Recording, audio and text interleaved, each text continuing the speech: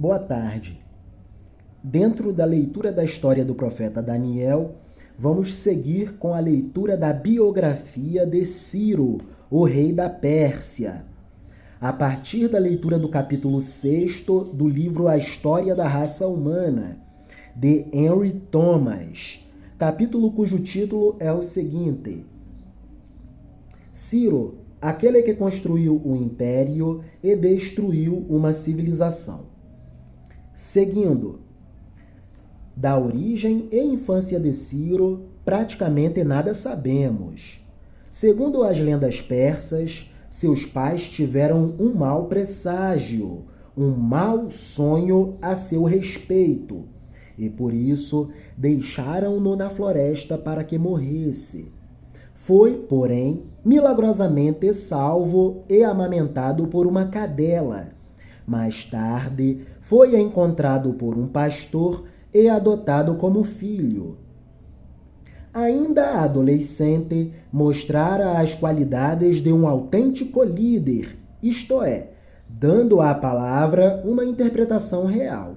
Transformou-se num autêntico brigão, líder de gangue, líder de facção. Podemos reinterpretar assim para compreendermos.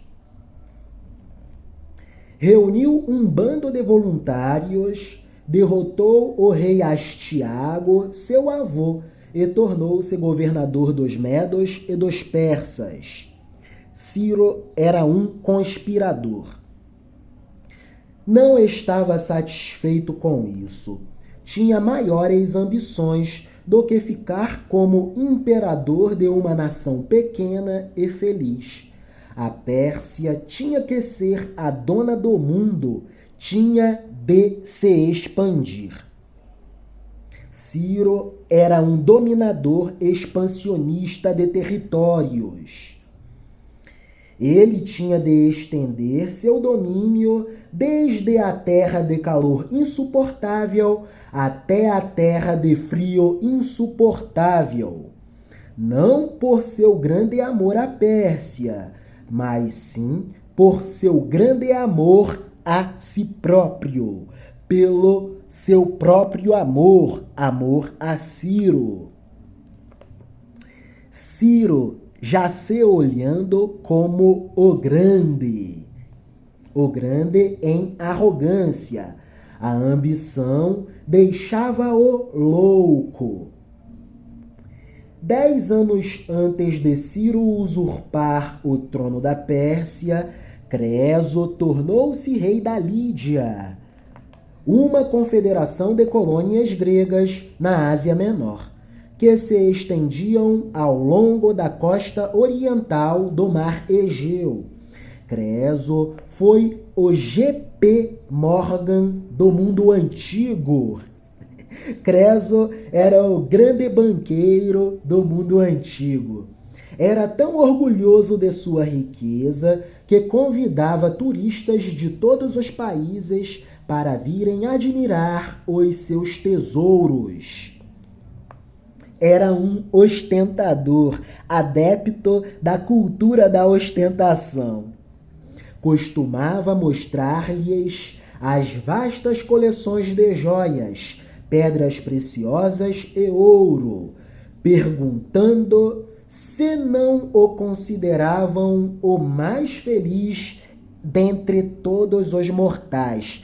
Creso era um exibicionista, era um exibido, um exibicionista. Vejam as minhas riquezas. Tenho riquezas para o futuro ao infinito. Há algum homem mais feliz do que eu?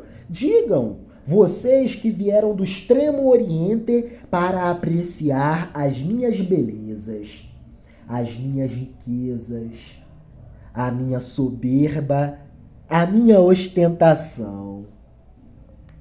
Apreciem as minhas joias. Um exibicionista.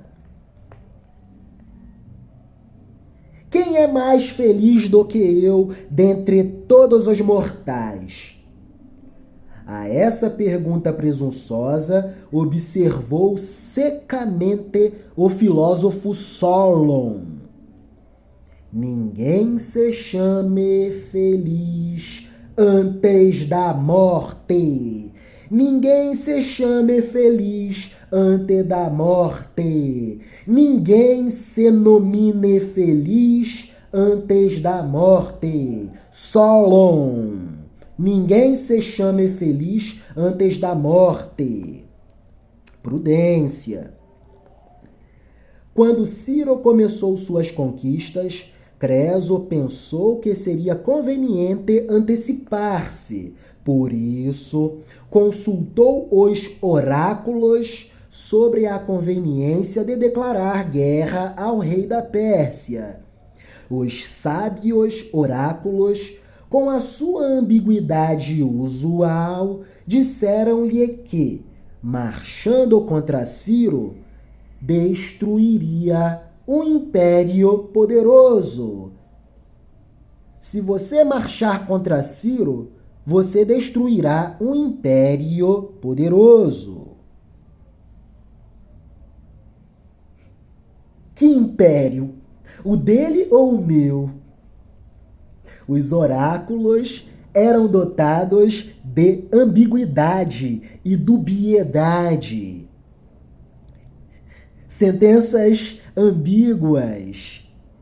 Interprete você. O que você fará com o oráculo é problema seu. Assim respondiam os oráculos. Os sábios oráculos, com sua ambiguidade usual, disseram-lhe que, marchando contra Ciro, destruiria um império poderoso. Se você marchar contra Ciro, você destruirá um império poderoso. Referindo-se naturalmente ou à Pérsia ou a seu próprio país. Os oráculos nunca se enganavam, por isso eram oráculos. Suas predições sempre se realizavam. Ouvindo a resposta dos oráculos, Creso estava certo de que seria vitorioso se declarasse guerra contra Ciro. Um de seus ministros mais equilibrados foi contrário a essa guerra. Um ministro sábio e prudente afirmou: Rei, não faça guerra, negocia, seja diplomata.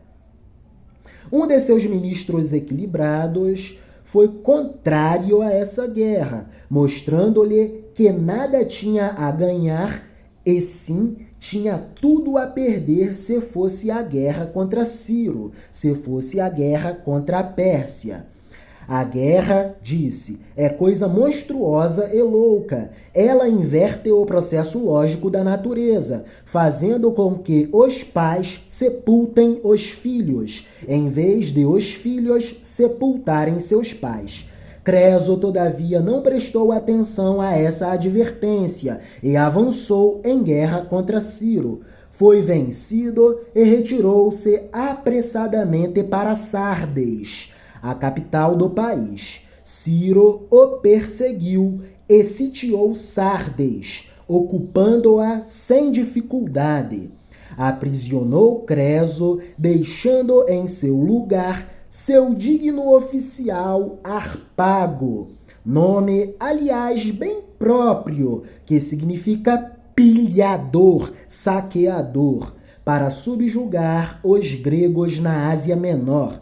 Ciro voltou-se então para o Oriente, em direção à Caldeia,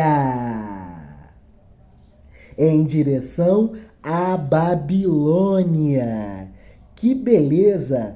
No próximo vídeo, continuaremos com a saga do profeta Daniel. E estamos dentro dessa história, acessando a biografia de Ciro. Aquele que construiu um império expansionista, mas destruiu uma civilização.